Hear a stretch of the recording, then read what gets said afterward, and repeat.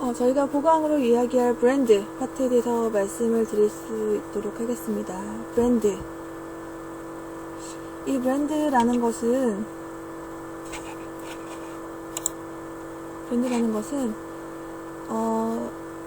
저희가 얘기하는 이런 마케팅 전략을 수립하는 데 있어서 가장 중심이 되는 그런 요소인데요.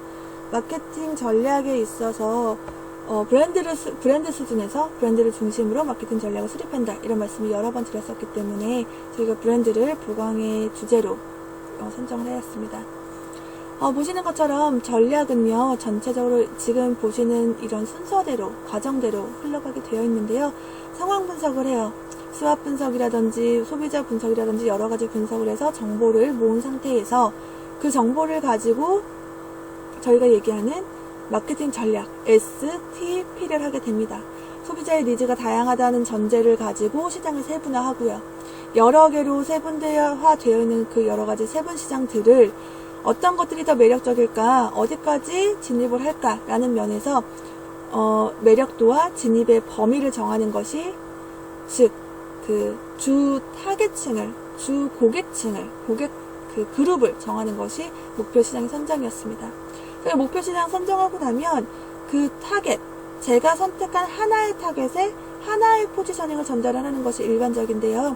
하나의 타겟에 하나의 포지셔닝, 즉 브랜드의 이미지를 심어주는 그런 과정을 경험을 하는 것이 마케팅 전략의 마지막 단계였어요. 저희가 얘기하는 포지셔닝 단계는 제품에 확고한 이미지를 심어주는 단계야, 이렇게까지 말씀을 드렸는데요. 확고한 이미지를 심어준다, 그 이미지라는 것이 굉장히 추상적인 요소라는 거죠. 그런 추상적인 요소를 그러면 우리는 어떻게 구체적으로 전달할 수 있을까라는 것이 이제 다음 그 기업의 고민이 될 텐데, 그 고민을 해결하는 단계가 마케팅 믹스 프로그램을 계획하고 실행하는 단계입니다. 이 마케팅 믹스 프로그램을 저희는 다른 말로 7P라고 얘기를 하게 되는데요. 보시는 것처럼 이렇게 7가지 P로 시작하는 요소들을 마케팅 믹스 프로그램이라고 얘기하기 때문입니다. 마케팅 전략이 굉장히 추상적인 그런 요소를 가지고 있다면 그 추상적인 요소를 조금 구체화하는 단계로서 저희는 마케팅 믹스 프로그램을 이해할 수 있게 되는 거고요. 포지셔닝 컨셉이라는 게, 포지셔닝 이미지라는 게 정해져 있기 때문에 이 포지셔닝 이미지를 전달하기 위해서 상품을 어떻게 만들까? 이 포지셔닝 이미지를 전달하기 위해서 광고는 어떻게 할까? 이 포지셔닝 이미지를 전달하기 위해서 과정은, 사람은, 물리적인 증거는 어떻게 하면 이 포지셔닝 이미지가 잘 전달될까? 이 포지셔닝 이미지를 전달하기 위해서 이 7가지를 어떻게 실행하고 운영할까라는 것을 저희가 얘기를 해보는 그런 순서로 전체적인 전략 수립의 과정을 얘기를 해볼 수 있습니다. 저희는 하나만 생각하면 돼요. 이게 과정이기 때문에 포지셔닝 컨셉을 가지고 다음 단계인 마케팅 믹스 프로그램을 넘어오는 거고요. 그 포지셔닝 컨셉은 이미 정해져 있는 거기 때문에 그 정해져 있는 컨셉, 정해져 있는 이미지를 전달하기 위해서 그 이미지 전달이 목적이라고 생각하시면서 나머지 7개의 P로 시작하는 요소들, 7P를 계획하고 실행할 수 있겠다, 이렇게 얘기할 수 있습니다. 오늘 얘기하고자 하는 브랜드는 상품의 일부분이에요. 그래서 상품의 일부분으로서 브랜드라는 것을 좀 더 자세히 설명을 해보도록 하겠습니다. 2가지 제품이 놓여져 있습니다. 2가지 제품은 그림에서 보는 것처럼 여드름을 관리하고 관리하는 패치라고 할 수 있어요. 여드름을 짜고 그 위에 붙여서 상처를 아물게 하는 그런 패치로서 2가지 아주 유사한 제품이 놓여 있는데요. 보시는 것처럼 가격은 굉장히 다르게 구성이 되어 있습니다. 이니스프리 제품은 12개짜리가 2,500원이고요. 미샤는 10개짜리가 500원. 그 단위당 가격을 계산해보면 이니스프리는 1개당 210원, 미샤는 50원으로서 거의 4배의 가격 차이가 있다는 것을 볼 수가 있습니다. 이게 참 신기하죠. 근데 아마 이런 예제를 보면서도 크게 문제가 되지 않는다, 이렇게 생각하는 학생들이 많을 것 같아요. 당연히 이니스프리가 좀 미샤보단 비싼 브랜드 아닌가? 이니스프리가 미샤보단 조금 더 자연주의를 표방하는 더 품질이 좋은 제품 아닌가? 이렇게 생각할 수 있기 때문에 그런 면에서는 가격 차이가 나지만 그것이 굉장히 어색하거나 공정하지 않다, 이렇게 느끼지 않을 수 있습니다. 제가 한 가지 사실을 더 알려드리면 좀 놀랄 수 있을 것 같은데요. 이 두 가지 제품은 브랜드는 다르지만 만들어진 공장이 같아요. 저희가 뭐 각 브랜드사들이 모든 제품을 다 만드는 것이 아니기 때문에 소위 OEM이라고 하는 방식으로 소규모 공장에서 이 두 가지 제품을 만들어내고 있습니다. 동일한 공장에서 만든다고 해도 제품의 성분이나 이런 것들은 굉장히 달라질 수 있는데 이 두 가지 제품은 굉장히 놀랍게도 제품을 구성하고 있는 성분이 거의 동일합니다. 제가 알기로 한 가지 정도의 그 성분을 제외하고는 아주 동일하고요. 그 한 가지 성분도 굉장히 인프피 제품의 품질에 기여하는 그런 성분은 아니었습니다. 그러면 더 놀랍죠. 아주 동일한 제품이 브랜드만 달리 붙여 있다 해서 이렇게 다른 가격으로 팔리고 있다. 이런 것에서부터 브랜드가 왜 중요한지 저희가 시사점을 찾을 수 있을 것 같아요. 처음에 이 그림을 봤을 때 너무 공정하지 않은 가격이야, 너무 잘못된 가격이야, 이렇게 생각하지 않았던 우리들을 떠올려 본다면 동일한 제품도 더 비싼 가격에 팔 수 있게 만드는 것이 브랜드의 힘이다. 특히 이 브랜드가 가지는 소비자의 인식이라는 것이 굉장히 중요한 의미가 있겠구나, 이런 것들을 좀 저희가 찾아볼 수 있는 그런 예제라고 할 수 있습니다. 그런 의미에서 저희는 이번 시간을 브랜드를 중심으로 브랜드를 다루게 될 거고요. 각각의 요소들을 저희가 조금 더 자세히 살펴보도록 하겠습니다. 첫 번째, 우리가 이렇게 중요하다고 얘기하는 브랜드가 무엇인가에 대해서 말씀을 좀 드려보도록 할게요. 여러분, 여기 써있는 브랜드란 한번 쭉 읽어보시죠. 브랜드란 제품이나 서비스를, 즉 상품을 소비자에게 식별시키고 소비자가 알아볼 수 있게 해주고 경쟁자들과 차별화하기 위해서 사용되는 독특한 이름, 상징물, 그 모든 것의 결합체를 브랜드라고 합니다. 브랜드의 가장 중요한 역할이 여기서 나오는데요. 소비자들로 하여금 다른 경쟁자들과 다르다라는 것을 나타내주기도 하고요. 또 소비자가 그 브랜드를 찾을 수 있다라는 면에서 식별의 의미가 아주 중요하게 대두되고 있습니다. 브랜드에 국한되어 있는 것이 브랜드 요소라고 한다면 브랜드의 가장 중요한 첫 번째 요소가 브랜드명이라고 할 수 있는데요. 브랜드명이라는 것은 브랜드를 구성하는 요소들 중에서 말로 표현될 수 있는 부분을 저희가 브랜드명이라고 얘기하고 있습니다. 여러분들 이 브랜드 혹시 아시나요? 많은 분들이 알고 계실 것 같아요. 쉐보레라는 자동차 브랜드고요. 여러분들이 지금 쉐보레라고 읽었다면 브랜드명을 잘 알고 있는 거고요. 이것을 저희는 말로 표현될 수 있는 부분이기 때문에 브랜드 중에서도 브랜드명이라고 지칭을 하고 있습니다. 이 쉐보레는요, 그전에도 우리나라에 들어와 있기는 했지만, 새롭게 정식으로 수입이 되면서, 런칭 광고를 아주 독특하게 구성을 했었어요. 런칭 광고를 한번 보고 저 얘기를 해보도록 하죠. 야, 이거 이쁘다. 이게 요즘 트렌드잖아. 완전 내 스타일이야.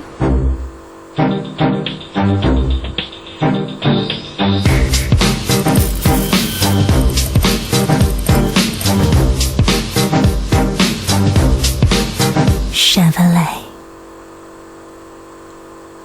이 광고 어떻게 보셨어요? 마지막 장면이 굉장히 중요한 의미가 있는 부분입니다. 마지막 장면에서 쉐보레라는 브랜드명을 아주 명확하게 읽어주면서 소리로서 브랜드명을 잘 알려주고 있는데요. 이런 광고는 왜 하게 됐을까요? 그쵸? 왜 하게 됐을까? 고민해보면 아까 얘기했던 것처럼 쉐보레가 그 전에도 사실 우리나라의 정식 수입처를 통해서는 아니지만 우리나라에 존재하는 브랜드였어요. 존재하는 자동차 제품이었어요. 그때는 지금 이 광고에서 알려준 것처럼 쉐보레라고 불리지 않고 다른 이름으로 불렸다고 하는데요. 혹시 그 이름을 알고 있는 사람이 있는지 모르겠습니다. 쉐보레라고 불리지 않고 시보레라고 불렸대요. 시보레라고 부른 그 명칭이 굉장히 촌스럽고 약간 올드한 느낌을 주었다고 해요. 이 시보레는 쉐보레의 일본식 발음이라고 하는데요. 이 일본식 발음으로 하여금 굉장히 원하지 않는 좀 부정적인 이미지를 갖게 할 수 있겠다라는 판단에서 쉐보레라는 이름을 아주 명확하게 기억시키기 위해 브랜드명을 발음한다는 면에서도 명확하게 기억시키기 위해서 이 광고를 했고요. 아까 말씀드린 것처럼 브랜드명을 통해서도 브랜드의 이미지가 전달되기 때문에 브랜드 이미지를 손상이 되는 시보레라는 그 발음을 없애고자 이런 광고를 계획을 했다고 합니다. 브랜드명이라는 것이 당연히 보여지는 글자로도 굉장히 중요한 의미가 있겠지만 그 명칭을 아주 정확하게 읽어내는 것도 중요한 의미가 있을 수 있겠다. 저희가 이렇게 얘기해 볼 수 있죠. 브랜드명 외에도 브랜드라고 부를 수 있는 요소들은 굉장히 다양한데요. 브랜드 마크라는 부분이 있습니다. 아까는 말로 언어적으로 표현될 수 있는 부분이었고 이제 마크라는 것은 언어로 표현되지 않고 눈으로 볼 수 있는 그런 부분들입니다. 로고나 심볼이나 캐릭터 이 모든 것을 통틀어서 저희는 브랜드 마크라고 부르고 있어요. 아까 쉐보레의 브랜드 마크 여러분들 보시면 그쵸 이런 로고들이 로고나 심볼들이 브랜드 마크로서 브랜드의 역할을 하고 있다. 브랜드의 역할이라는 거 소비자에게 식별시키고 경쟁자와 차별화한다 라는 면에서 이 브랜드 마크도 아주 중요한 브랜드의 역할을 하고 있다는 것을 볼 수가 있습니다. 마지막으로 등록상표라는 부분이 있는데요. 등록상표는 법적으로 보호를 받을 수 있는 부분입니다.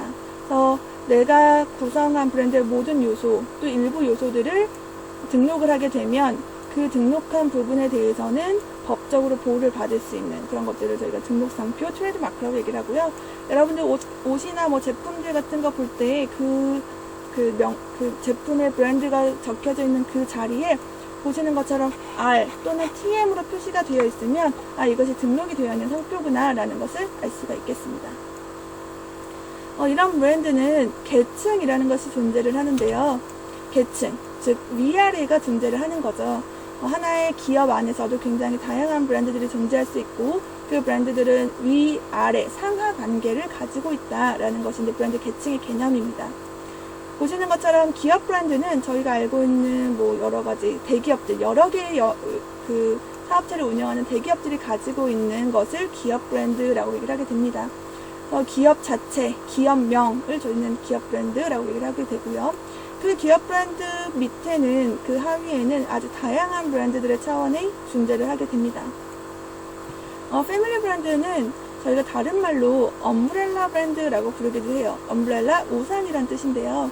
우산 안에 아주 여러 개의 제품이 들어있다. 그 여러 개의 제품을 우산으로 아우르고 있는 모양새다라고 해서 저희가 패밀리 브랜드 또는 엄브렐라 브랜드라고 부르기도 합니다. 보시는 것처럼 청정원 같이 아주 여러 개의 제품을 가지고 있으면서 그 이름을 청정원이라고 명명을 하면 청정원 안에 있는 간장, 고추장, 된장 이 모든 것들이 청정원이라는 패밀리 브랜드 안에 들어가 있다라는 면에서 청정원을 패밀리 브랜드라고 얘기를 하게 됩니다. 개별 브랜드는 말 그대로 제품 하나하나에 이름을 붙인 것을 저희가 개별 브랜드라고 부르게 되고요. 청정원에서 보여지는 것처럼 햇살 담은 조린 간장인데 그 제품 하나에 이 이름을 붙이고 있기 때문에 저희는 개별 브랜드라고 부르게 됩니다. 브랜드 수식어는 개별 브랜드를 꾸며주는 말이라고 생각하면 되겠어요. 저희 보시면 소나타 보시면 뭐 F24, F2.0 또는 뭐 NF, 뭐 YF 이런 식으로 굉장히 다양하게 모델을 구별할 수 있는 그런 용어들이 뒤에 붙게 되는데요. 소나타가 단일 제품으로서 개별 브랜드에 해당이 된다면 소나타를 구별해주는 여러 개의 급으로 배기량으로 구별해줄 수 있는 그런 것을 브랜드 수식어라고 얘기를 하게 됩니다. 이렇듯이 이제 브랜드 계층이 굉장히 다양하게 있는데 모든 기업이 모든 브랜드 계층을 가지고 있는 것은 아닙니다. 보시는 것처럼 대상은 청정원 밑에 조림간장 이렇게 뭐 더 이상의 브랜드 수식어라는 것들이 필요 없는 그런 제품들이고요. 현재는 패밀리 브랜드가 없는 대신에 개별 브랜드와 브랜드 수식어를 가지고 있는 그런 구조를 가지고 있게 되는 거죠.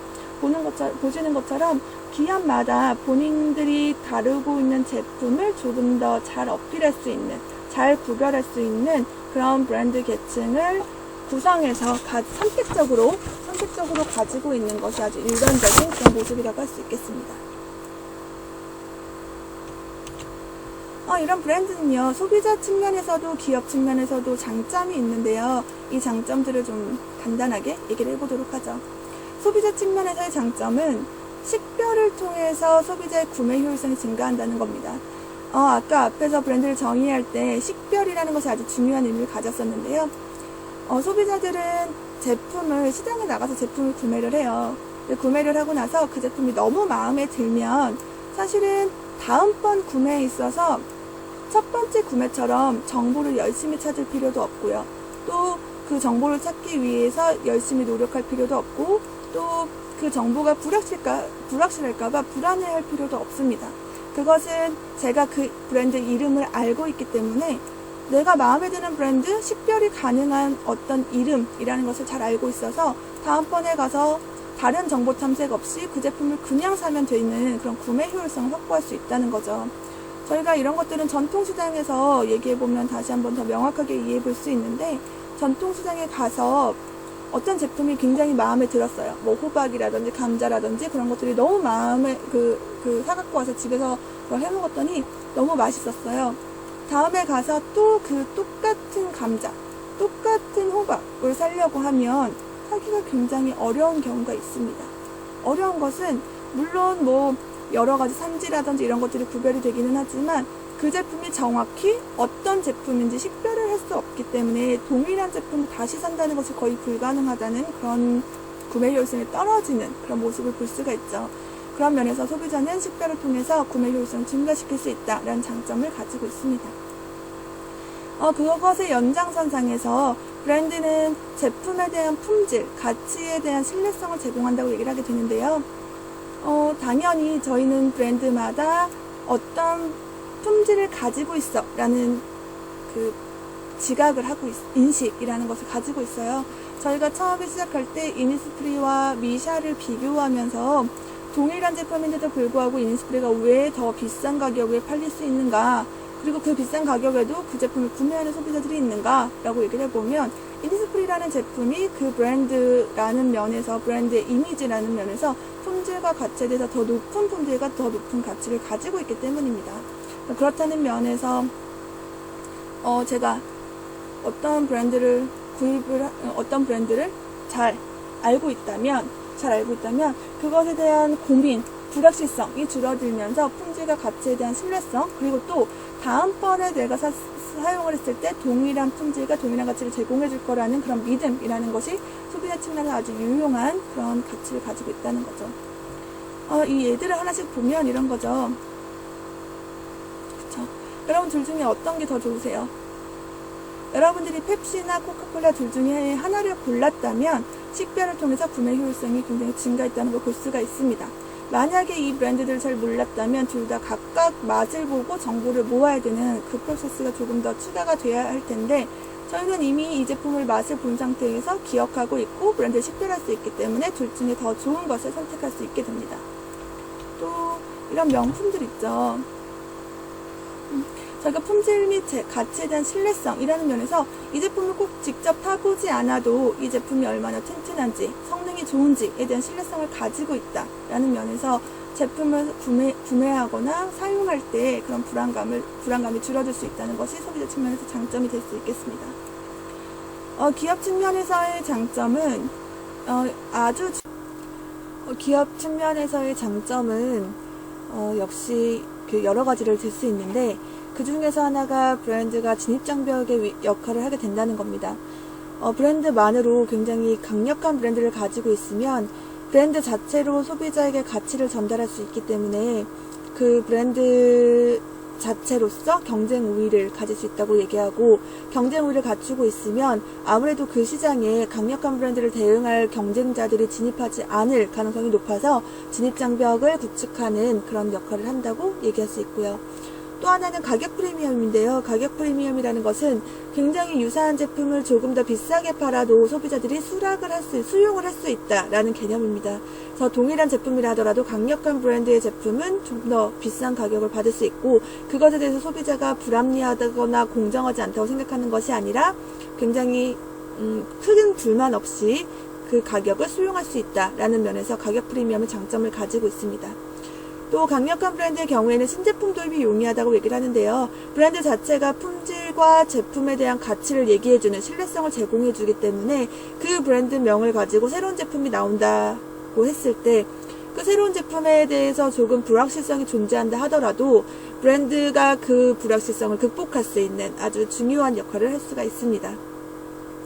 유통업자와의 거래에서 우위를 제공한다고 하는 것은 대부분의 제조업체들이 유통업체와 거래를 하면서 그 제품을 전시할 공간이라던가 그 디스플레이할 공간을 확보하는 것이 어렵다는 말을 많이 하게 되는데요. 강력한 브랜드를 가지고 있으면 그 브랜드는 소비자로 하여금 굉장히 호의적인 그런 태도를 형성하게 만들고, 소비자의 태도가 호의적이면 호의적일수록 유통업자는 그 브랜드를 아주 중요한 자리에, 또 수량 같은 것도 그 구매 수량도 늘리는 방향으로 이동할 그런 힘이 작용할 수밖에 없기 때문에 그런 면에서는 유통업자의 거래에 굉장히 유리한 점을 갖출 수 있겠다 얘기할 수 있고요. 마지막으로 우리가 얘기했던 등록상표는 법적 보호를 받을 수 있다고 얘기를 하게 되는데요. 등록상표에 대해서 굉장히 많은 얘기를 하는 것 중에 하나가 명품이잖아요. 그래서 명품 브랜드들에 대해서 우리가 뭐 짝퉁을 만든다거나 그러면은 그 법적 보호를 받음으로써 뭐 처벌을 받았다는 그런 뉴스를 제가 아주 많이 접할 수 있죠. 최근에는 동일한 제품을 그대로 베끼는 그런 정도가 아니라 조금 범위가 달라져도 법적으로 보호를 받을 수 있는 그런 경우가 많다고 하는데요. 제가 그런 것들에 대한 예제를 한번 보고 이 장을 마무리할 수 있도록 하겠습니다.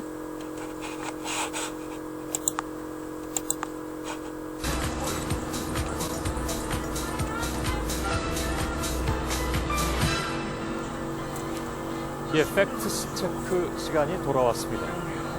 자, 이건 커피 전문점 스타벅스 상표고 왼쪽이고, 그리고 그 옆에 비슷한 이름의 술집이 있습니다. 스타벅스. 비슷합니다. 비슷한 상표의 치킨집도 있군요. 아디다스가 있고 아디닥스도 있습니다. 퓨마는 파마가 됩니다.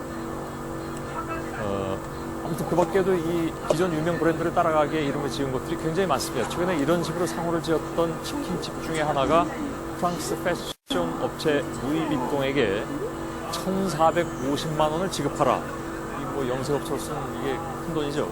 이런 판결이 법원에서 나왔습니다. 여러 업체들이 긴장하고 있을 텐데 이런 상표들 괜찮은 건지 오늘 팩트체크에서 짚어보도록 하겠습니다. 김필기 기자. 예. 판결 내용을 두고 인터넷에서는 좀 논란이 있었던 것 같습니다.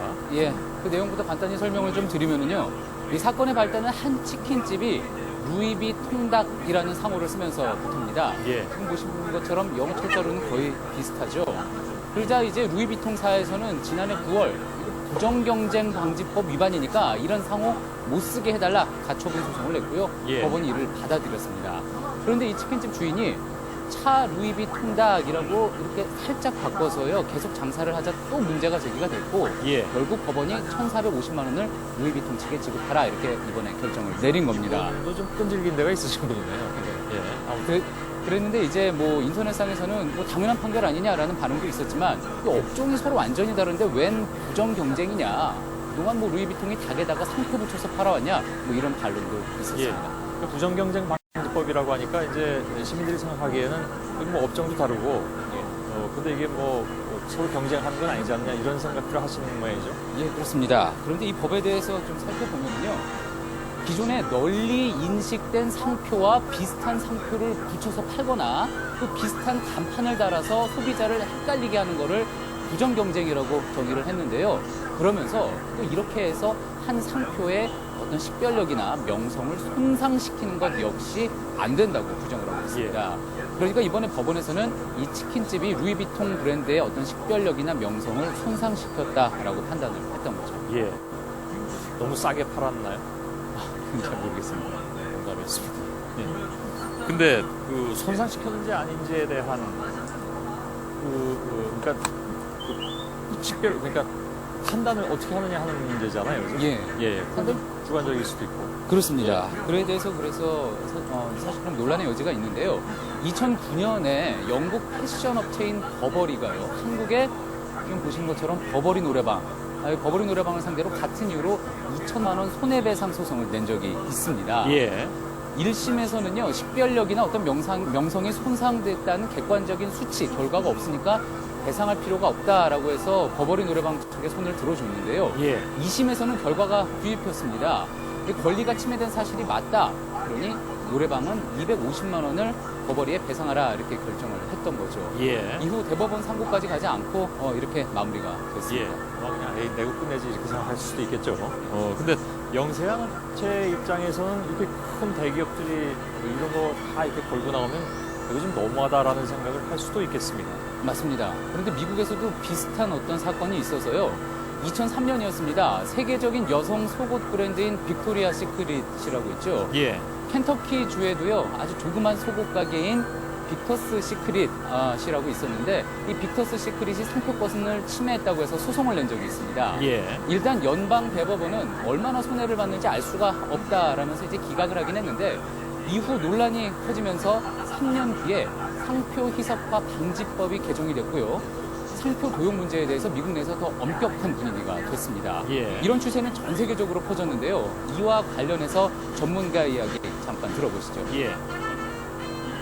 한국이 산업화 단계에 있을 때 거의 OEM이잖아요. 짝퉁도 많이 만들고 이 예전 판례 보면 자명상표 보호가 좀 약했어요. 생산조약을 자유무역 협정 같은 거 냈다 보니까 스탠다드가 올라가기도 하고 우리도 보호해야 될 상표들이 이제 중국에 대해서 많잖아요. 그런 면에서는 점점 강화되는 게 맞고요. 전 세계적인 추세가 좀 강화되는 추세고요. 예. 전 세계적으로 상표권이 강화된다. 법원에서도 그런 걸 아마 반영하는 모양이군요. 예, 그렇습니다.